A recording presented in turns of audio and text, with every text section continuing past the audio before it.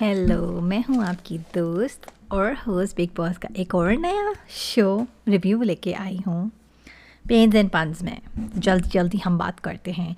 आज का जो एपिसोड था वो ज़रा बोरिंग था फ्रैंकली स्पीकिंग, क्योंकि मुझे ना ये नहीं अच्छा लगता है कि पीछे के बार बार एपिसोड सिखाते हैं हमें कि ये हुआ था, ये हुआ था, ये हुआ था। मैं चाहती हूँ कि जो पहले वीकेंड के वार से पहले जो हो जाता है उसमें दिखा दें हमें, और जब वीकेंड का वार हो तो बस it's all about Salman Khan and interaction between घर वाले। मुझे उन दोनों का इंटरेक्शन देखने में मज़ा आता है। मुझे ऐसा लगता है कि सलमान सर को हैंडसम अमाउंट ऑफ मनी मिलती है, सबको ही मिलती है, और मुझे ऐसा लगता है कि उनको और कलर्स वालों को चाहिए। हम लोग पूरा वीक वेट करते हैं, हम लोग सेल्फिश हैं, आई एम सेल्फिश, हम सब सेल्फिश हैं। हम सलमान खान को ज़्यादा देखना चाहते हैं, फ्रैंकली स्पीकिंग हम सलमान खान को ज़्यादा देखना चाहते हैं। इसका मतलब आइए देखिए कल क्या हुआ था, नहीं कल हो गया है, आज सुबह क्या हुआ था, अभी आप अपना दिखाएं हमें। तो कि हमें सलमान खान को, अगर मैं तो चाहती हूँ कि टास्क भी कराए तो सलमान सर का वहाँ होना ज़रूरी है, क्योंकि हम उनके लिए शो देखते हैं। मुझे कभी कभी ऐसा लगता है कि वेस्ट हो गया हमारा, मतलब टाइम वेस्ट हो गया, वही सेम डटी चीज़ें जो है हो रही हैं। पहले तो बिग बॉस आपने गेम काफ़ी अजीब कर दिया है। सबको इंटरेक्ट कर करके लोगों को विकी का गेम बहुत पसंद आ रहा था, उसका स्पेशली गेम डाउन करके।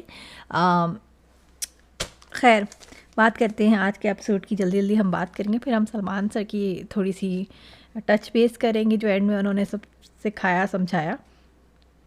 तो आज हम बात करते हैं खानज़ादी की। खानज़ादी सही थी या गलत थी, डजंट मैटर। ये था कि उसका कमबैक बहुत ज़बरदस्त कमबैक था, और उसने ज़बरदस्त चिप करा रही थी, मज़ा आ रहा था उसका कंट्रोल, या उसको जो बातें कह रहे थे वो फिर भी जो है मतलब अपने आप को कंट्रोल करके वर्ड्स को यूज़ कर रही थी, अपनी बॉडी को या अपने एक्शंस को, या और कुछ नहीं यूज़ करी। उसका एंगर भी वो अच्छे से जवाब दे रही थी जो भी दे रही थी। कभी कभी हम जो है ना अपना कंट्रोल लूज़ कर लेते हैं। हम क्या, मैं खुद भी आई एम वन ऑफ, मैं भी खुद ऐसी भी, मैं मेरे साथ भी कभी कभी होता है वंस इन अ वाइल, जहाँ पे मुझे ऐसा लगता है कि बस अंत हो गया, सामने वाले का अंत हो गया उसका या मेरा। तो सबसे पहले हम बात करेंगे ऐश्वर्या की, कि उनको कहती हैं कि अटेंशन सीकर हो तुम, और तुमने अटेंशन सीकिंग के लिए वो चिंटू पे इल्ज़ाम लगाया कि वो तुम्हें इधर उधर टच कर रहा है।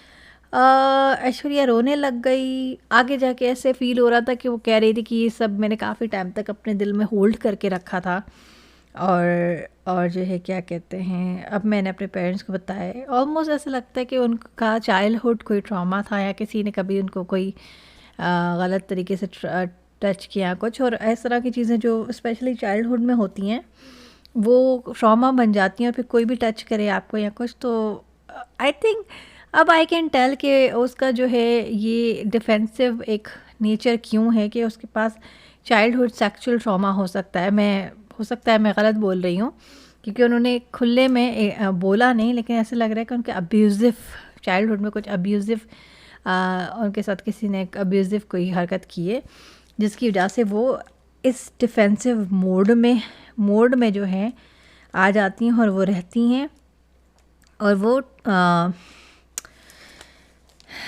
इसका प्रॉपर ट्रीटमेंट कराना पड़ता है। और बहुत सारे लोग इसमें से निकल पाते हैं, और बहुत सारे लोग इसमें से कभी नहीं निकल पाते। ज़्यादातर लेडीज़ होती हैं, जेंट्स के साथ भी होता है, और आदमियों के साथ, लड़कों के साथ, बच्चों के साथ भी होता है, और उनका निकलना बहुत मुश्किल होता है। तो मैं उनके उस पूरे ट्रॉमा के बारे में नहीं बात करूँगी कि वो इसलिए रो रही थी और उनको उसका रिमाइंड हो गया। उसने बोला कि भाई तुमने मेरे साथ किया था, और मैं भी अब तुम्हें बताऊंगी कि ट्रॉमा कैसा होता है, कि पुराने ट्रॉमाज और ट्रिगर्स के बारे में बात करें तो कैसा फील होता है। रिंकू जी ने जो सारा रिएक्शन दिया, रिंकू जी थोड़ी हिपोक्रेट सी लगी, जो कह रही थी कि ओ ये तो वुमेन के लायक ही नहीं है, ये तो औरत कहलाने के लायक ही नहीं है, मैं इसको इसको मैं डुबा दूंगी, और जो है ये वो, और जो जितना गुस्सा करी थी, ओवर एक्टिंग करी थी, और खानज़ादी उसको लगातार उनको सुना रही थी।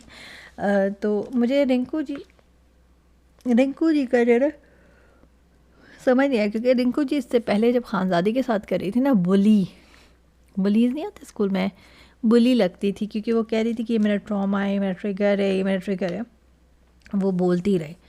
खैर उसके बाद उन लोगों की लड़ाई अनुराग ने जैसे सारा भांडा फाश कर दिया मनारा के बारे में। ही तो सबके बारे में ऐसे बातें करती रहती है। जैसे सना के बारे में भी बोला था कि सना अनट्रस्टवर्दी है, तो कहती हाँ हाँ मैंने बोला था, हाँ वो जैसे ऐसे बोलती है ना, वो जैसे सना तो अनसुना कर देगी। सना ने उसको बोला कि तुम हम सबके बारे में ऐसे ही बोलती हो तो तुम्हारा कोई दोस्त भी नहीं बचेगा, तो मेरे बारे में भी बोलती हो, अगर ऐसी कोई बात है तो तुम्हें मेरे सामने बोलना चाहिए। तो कहती नहीं ऐसी तो कोई बात नहीं है ना, वो तो मेरा वो कॉन्टेक्स्ट, मैं तो ऐसे ही बोला था ना कि मैं किस पे ट्रस्ट नहीं कर सकती हूँ। इवन तो हम सब ने देखा है कि मनारा की एक आदत ही है चुगलियाँ करने की, बैक बाइटिंग करने की उसकी आदत ही है। और थोड़े टाइम बाद ऐसे भी नज़र आता है कि सना वापस मनारा के पास चली जाती। सना ऑलमोस्ट 2 डेज ऐसे लग रहा था कि अच्छा मुझे पता है दैट्स इट, अभी मैं इस वीक जाने ही वाली हूँ, तो वो कुछ कर ही नहीं रही है। फिर अभिषेक जो है अभिषेक बात कर रहा था मनारा के बारे में कि वो बहुत पॉजेसिव है अपने फ्रेंड्स को लेके। ऐसा नहीं है कि लाइक अच्छा मुनव्वर किससे बात कर, लड़का लड़की की बात नहीं कि अच्छा मुनव्वर किससे बात कर रहा है तो वो पॉजेसिव है। वो लड़की और लड़कियों को लेके भी थोड़ा सा पॉजेसिव हो जाती है। जैसे अंकिता और ईशा की फ्रेंडशिप को भी लेके वो थोड़ा सा पॉजेसिव हो जाती है। और पॉजेसिव तो वो वर्ड यूज़ कर रहा था, मुझे जेलस ज़्यादा साउंड लगती है वो। मनारा जो है उसके बाद सना के सामने रो रही होती है कि देखो अनुराग कितना इमेच्योर है, मैंने 50 डेज़ वेस्ट कर लिए, ये कर लिया वो कर लिया और सारी बातें। तो उसे फिर उसने कहा कि तुम्हें 50 डेज़ लग गए हैं और तुमने अपनी फ्रेंड्स ऐसे क्यों तुमने बनाए हैं। सना जब बात करती तो बहुत अच्छा बात करती है, ऑफ कोर्स लॉयर है तो उसके पास अच्छी पॉइंट्स होते हैं रखने के लिए। मुझे ऐसा लग रहा है कि वो अपने आप को इस घर में अच्छे से अच्छा नहीं शोकेस कर सकी। फिर ईशा आती है। ईशा के तो पॉइंट ऑफ कोर्स ईशा जितनी छोटी हैं, ईशा का जो टॉलरेंस लेवल है और वो जैसे सब चीज़ों कितना उन्होंने ग्रेसफुली सारी जो कुछ भी लड़ाई को रोई बहुत, नहीं कुछ नहीं हुआ। Hats off to you Isha. कोई और लड़की होती है देखने में, मुझे कल के रिव्यू में अगर आपने सुना हो, मुझे इतना गुस्सा आ गया था, गुस्सा क्या गया तो मुझे भी, अब मैं भी इतना बुरा फील कर रही थी कि एक लड़की के लिए इतना सब कुछ, कि मैंने इतना सब कुछ अभिषेक के बारे में और नॉर्मल जेंट्स के बारे में जो ऐसी हरकतें करते हैं मैंने रिव्यू में बोला। लेकिन ईशा जिसके साथ हुआ उसने अपने आप को कितना कंट्रोल करके रखा था। तो ईशा बहुत अच्छी बातें करती हैं और वो बहुत आगे जाएगी। जो उसका वो तरीका है ना, ईशा बहुत आगे निकलेगी। तो ईशा उसको कहती है कि तुम अपनी लाइफ को क्यों इतना, मनारा को समझाती हैं कि अपनी लाइफ को इतना कॉम्प्लिकेटेड मत करो, हर चीज़ को तुम कॉम्प्लिकेटेड कर थक नहीं जाती हो, पीसफुल रहा करो हर एक। मतलब मुझे तो ऐसा लगा कि उसको बोल रही थी कि जो तुम हरकतें करती हो, इधर की बात उधर, इधर की बात उधर, कि अपने आप को, अपनी बॉडी को रिलैक्स रखो। ऑफकोर्स इधर जाएगी इधर जाएगी इधर जाएगी इधर, थक ही इंसान जाएगा ना, कि रात तक पीसफुल नहीं रहता इंसान। जो इंसान इतनी बिचिंग करता है, इतनी बैक बाइटिंग करता है, जो इतनी एक्टिंग करता है जैसे मनारा करती हैं, नो नथिंग पर्सनल, पर उनके ना क्या कहते हैं, दिल में सुकून नहीं होता उनको ना। हर वक्त सुबह शाम दिन रात ना वो होता है, ये ऐसे क्यों हो रहा, अच्छा ऐसा किया क्या, ऐसा यूँ हुआ क्या, वो हुआ क्या, अच्छा यूँ यहाँ यूँ है यूँ। उसको ना ये उसको क्योंकि सुकून नहीं है, उसको हर वक्त कुछ ना कुछ चाहिए, कुछ ना कुछ अपनी लाइफ में ना सेटिस्फैक्शन, इनफ सेटिस्फैक्शन नहीं होती। तो क्या होता है, हर वक्त 24/7 वैलिडेशन चाहिए होती है, हर पॉइंट के लिए वैलिडेशन चाहिए होती है, हर वक्त कोई ना कोई ड्रामा क्रिएट करना होता है। तो उसके इर्द गिर्द ही हो, सेंटर ऑफ अट्रैक्शन वही पर्सन हो। तो क्या होता है कि ऐसे लोग जो है दूसरे का भी जो वो होता है ना, क्या कहते हैं, जैसे शादी किसी की हो रही है ना, ये सारा अपने ऊपर ले आएंगे स्पॉटलाइट के, वो पर ब्राइड के ऊपर होनी चाहिए ना, मतलब इनके साथ। तो मनारा के पास ये एक इशू है।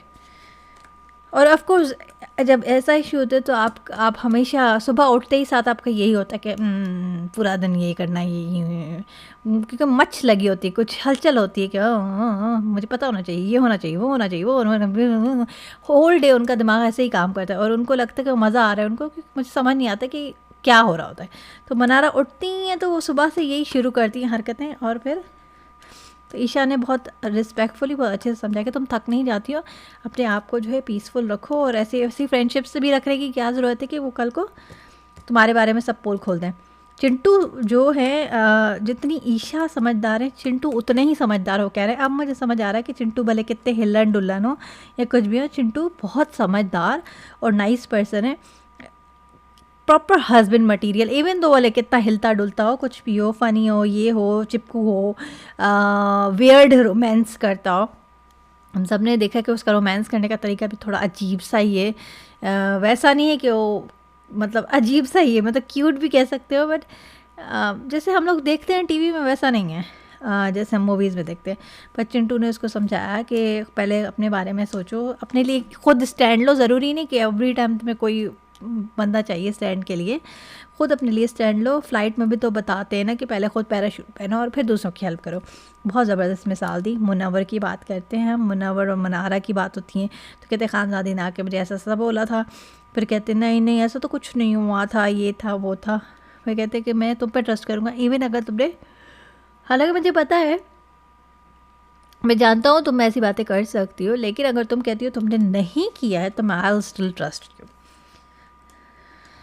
अभिषेक और खानज़ादी वापस ही कंबल में चले जाते हैं। इनका तो एक कंबल का इशू ख़त्म नहीं होता और फिर वहाँ पे क्या बातें कर रहे हो तो मुझे कुछ समझ नहीं आता। और फिर बिग बॉस जो है वहाँ पे भी कुटनी आंटी के जैसे आधी रात को ही बोलते कि खानज़ादी कंबल में फुसफुसा के बात मत करे, फुसफुसा के, कंबल तो नहीं बोलते, कंबल मैंने खुद लगा लिया है। उसके बाद जो है वो वेस्ट बिन का एक टास्क होता है जिसमें अभिषेक आते हैं बीच में और फिर अभिषेक को ऐश्वर्या बोलती है कि बिग बॉस 13 में एक कंटेस्टेंट थे, उनका एक पैटर्न था। मुझे लग रहा है कि आसिम रियाज से इनको शायद कंपेयर करें कि उनके जैसे थे, फिर उनका लव एंगल था, ये था। फिर उसने कहा कैसा होता तो मैं हर वक्त ही बैठा रहता, मेरा कोई लव एंगल नहीं है, ये नहीं वो नहीं हो, तो हम लोग ऐसे बातें करते हैं सब चीज़। विकी को फिर विकी आता है और फिर अभिषेक को कहता है कि बहुत ज़्यादा ओवर इमोशनल है, बहुत ज़्यादा ओवर इमोशन शो करता है, इस पर अभिषेक थोड़े से डिफेंसिव हो जाते हैं। फिर उसके बाद जो है ईशा आती है और ईशा उसको कहती है कि रिश्तों को यहाँ इम्पोर्टेंस नहीं देता है ये। खानज़ादी बोलती है कि इसके पर्सनैलिटी रिजेंबल करता है लेकिन इसकी अपनी पर्सनैलिटी है।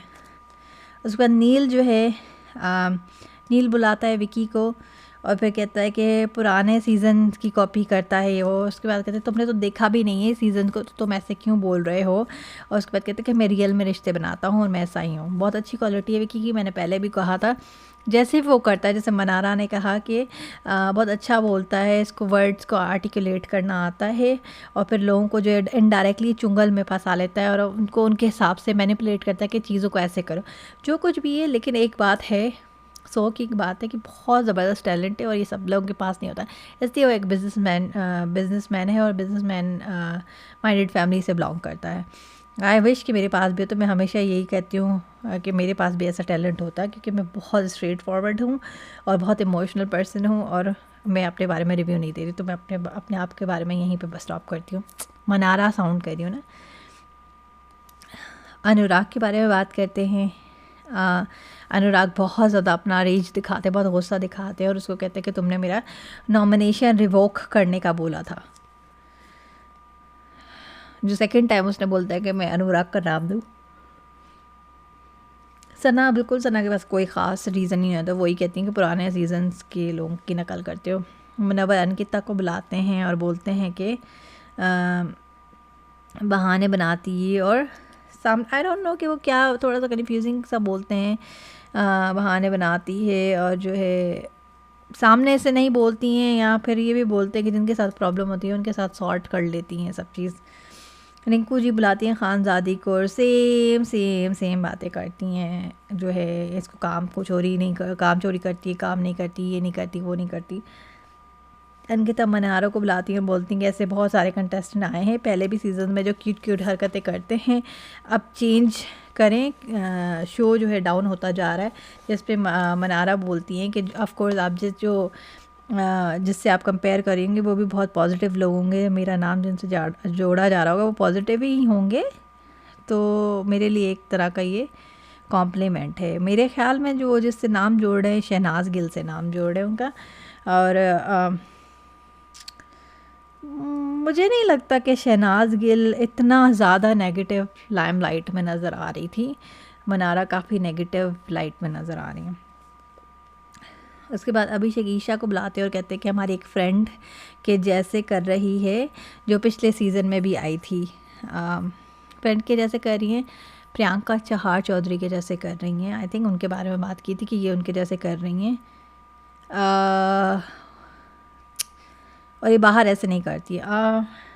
प्रियंका चहार चौधरी खुद गेम में थोड़ा सा चेंज थी, क्योंकि अंकित हमेशा बोलते रहते थे कि वो थोड़ा ऐसी नहीं है बाहर, गेम के अंदर गेम करिए। स्टिल वो लड़ाई करती, कुछ भी करती थी, फॉर सम रीज़न वो ज़्यादा ग्रेसफुल लगती थी। ईशा भी लगती है, पर जो उसका और अभिषेक का एंगल है ना, वैसा प्रियंका का और अंकित का एंगल नहीं था। इनका एंगल जो है थोड़ा डर्टी हो चुका है। उनका लाइकनेस था, वो कहती थी कि मुझे पसंद है, मुझे इसके साथ करनी है, इसको बिलीव नहीं है शादी पे। इन लोगों का बहुत ज़्यादा अगली हो चुका है। सलमान खान आते हैं, सलमान सर आते हैं, उनकी बेल बजती, गाना बजता है, कोई नहीं आता है, दिल लगा देते हैं, जिस पे सलमान खान को बहुत गुस्सा आता है। सलमान खान कहते हैं कि तुम लोग ऐसे ही डिसरिस्पेक्ट करते हो शो को, इतना बड़ा प्लेटफॉर्म है बिग बॉस, तो बिग बॉस को तो हमेशा ही डिसरिस्पेक्टफुल हो टूवर्ड्स बिग बॉस, और वो इतना खूबसूरती से तुम लोग से बात करते हैं, इतना समझाते हैं। और सीरियसली बिग बॉस जिसकी भी आवाज़ है, जो भी इंसान है, कितना अच्छे से वर्ड्स को लेके, इवन कोई गुस्से में होता है तो वो बहुत अच्छे से ही बात करते हैं, अपने अपने वो पेशेंस को मेंटेन रखते हैं। और सलमान खान ने खुद कहा कि मैं नहीं कर पाता हूँ, फिर बताते हैं कि देखो करण जौहर के साथ भी तुम लोगों ने बदतमीज़ी की। जैसे मैंने पहले भी कहा था, Karan Johar big boss host करने के लिए एक गुड फिट नहीं है। उनका जो टोन है, या उनका जो बात करने का तरीका है, या उनका बॉडी लैंग्वेज, सब चीज़ केटर करता है टूवर्ड सेलिब्रिटीज़, या सेलिब्रिटीज़ के बच्चों की तरफ, या सेलिब्रिटीज़ की तरफ करता है। वो उन्हीं के साथ अच्छे से रह सकते। और फिर अगर वो नॉर्मल कंटेस्टेंट, नॉर्मल लोगों के साथ बात करते हैं तो डिमीनिंग सा भी थोड़ा सा फील होता है करण की तरफ से भी, और फिर लोग उसके साथ भी बिल्कुल एग्जैक्टली वैसे बात करते, तो उनकी तरफ टूवर्ड्स करण भी डिमीनिंग सा लगता है। तो मुझे नहीं लगता कि करण जौहर बहुत अच्छे इंसान है, बहुत ज़बरदस्त इंसान है, फ़नी है बहुत ज़्यादा। बिग बॉस एक ऐसा शो है जिसमें वो फिट नहीं बैठते हैं। मैं जितना भी मैंने आज तक उनको देखा है बिग बॉस होस्ट करते, जब भी वो आए हैं, मुझे ऐसे अनफिट सा लगता है। मुझे ऐसा लगता है कि इसकी वजह से करण जौहर की अपनी रेपुटेशन बिग बॉस में आने के बाद ख़राब होती रहती। जब वो कोई चीज़ होस्ट करते हैं, जो सीज़न होस्ट करते हैं, वीकेंड होस्ट करते हैं, कुछ ना कुछ होता है इसके साथ। इवन तो हमेशा ही कॉन्ट्रोवर्सीज़ रहती हैं, पर ये थोड़ा सा डिमीनिंग सा हो जाता है, थोड़ा सा जो भी उसका स्टैंडर्ड है उससे लेस होता है। तो कहते हैं अब तुम धर्मा प्रोडक्शन में इतने वो हैं, बड़े प्रोड्यूसर हैं, अब तुम लोग अब तुम्हारा वो चांस भी ख़त्म हो गया बाहर, तुम लोग मुझसे तो क्या, उससे किससे मिल नहीं सकते। वो जो कुछ भी कह रहे थे ना, बहुत अच्छा बोल रहे थे, बहुत ज़बरदस्त बोल रहे थे कि लोगों को सोचना चाहिए कि once in a lifetime opportunity है, दोबारा ऐसी अपॉर्चुनिटी नहीं मिलेगी। लेकिन ये कि ऑफकोर्स वो भी सेलिब्रिटी हैं, छोटे मोटे ही सही, लेकिन ऑफकोर्स समझ रहे हैं कि हम यहाँ पे हैं, लोग हमें जान रहे हैं, ये हैं वो हैं, बताते हैं। बहुत सारे लोग इस शो में आते हैं, बहुत सारे लोग वो भी रेपुटेशन ख़त्म कर देते हैं जिससे वो आए होते हैं। कुछ लोग बाहर निकल जाते हैं, पर आप लोग तो मुझे नहीं लगता कि कोई आगे जाके कुछ कर सके। ये हमारे सामने ही है प्रियंका चहार चौधरी का, कि हम लोगों ने सोचा था कि भाई शाहरुख खान की मूवी में आएगी, या इधर आएगी या उधर आएंगी, पर साल पूरा हो चुका है, अभी तक हमें कुछ सुनने को आया नहीं है। इवन तो जो इतना अच्छा प्ले कर रही, इतना ग्रेसफुल खेल रही थी, उनको भी अब तक इस शो के थ्रू इतना ख़ास कुछ मिला नहीं। हाँ, उन्होंने फ़ोटोशूट किया, सब चीज़ किया। तो जो लोग ये सब चीज़ें कर रहे हैं, हमें नहीं पता कि आगे जाके उनके साथ क्या होगा। बहुत ज़बरदस्त उन्होंने, सलमान सर ने उनकी क्लास ली, सब समझाया और अच्छा समझाया, बहुत ज़बरदस्त समझाया, ज़रूरत थी इन लोगों के। और फिर बस यहाँ था कि वो पुरानी क्लिपिंग दिखा रहे थे, और फिर उनकी उस क्लिपिंग पे थोड़ा सा और खींच दिया और कहा कि एंग्री यंग मैन हो, लोगों को पोक करते हो, हाथ पीछे रख के तुम जो है जानबूझ के करते हो ताकि सामने वाला जो है तुम्हें मारे या तुम पे हाथ उठाए। बाकी का कल के एपिसोड में देखेंगे क्या होगा। आज के लिए अच्छा था, अच्छा एपिसोड था। मुझे ऐसा लग रहा है कि कुछ चीज़ें जो एक दिन पहले की थी वो आज के एपिसोड में नहीं दिखानी चाहिए थी। कल का एपिसोड देखते हैं कल क्या होता है। तब तक के लिए इतना ही, कल मुलाकात होगी, अपना ख्याल रखिएगा, बाय बाय।